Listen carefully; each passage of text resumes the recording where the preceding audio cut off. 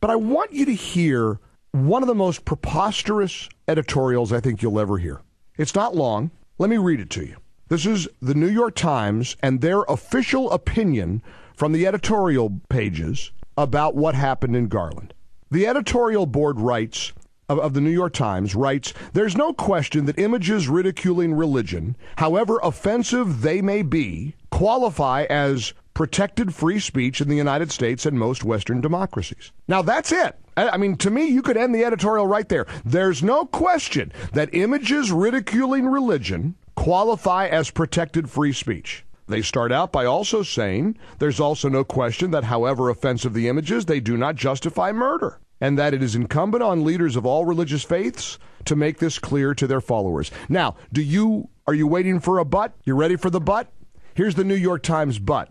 But it is equally clear that the Muhammad art exhibit and contest in Garland, Texas, was not really about free speech. Now, they don't say it's not about free speech like Chris Cuomo over at CNN is stupidly trying to insist. They say it's not really about free speech. It was an exercise in bigotry and hatred posing as a blow for freedom. That distinction is critical because the conflicts that have erupted over depictions of the Prophet Muhammad, most notably the massacre of staff members at the French satirical weekly Charlie Hebdo in January by two Muslim brothers, have generated a furious and often confused debate about free speech versus hate speech. Now, I want to go back to what they just said, the conflicts that have erupted. The New York Times literally called the massacre of those Charlie Hebdo cartoonists a conflict. A conflict.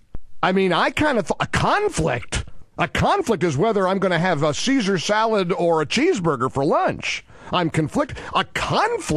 But that's what they wrote. That distinction is critical because the conflicts that have erupted over the depiction of the Prophet Muhammad, most notably the massacre of the Charlie Hebdo cartoonists, have generated a furious and often confused debate. The current dispute, right then I should put the paper down.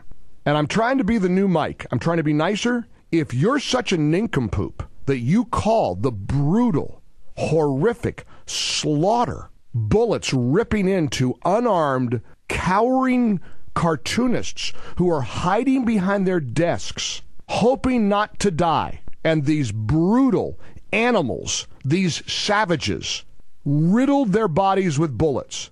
If you're stupid enough to call that a conflict over depictions of the Prophet Muhammad, you know we got a problem.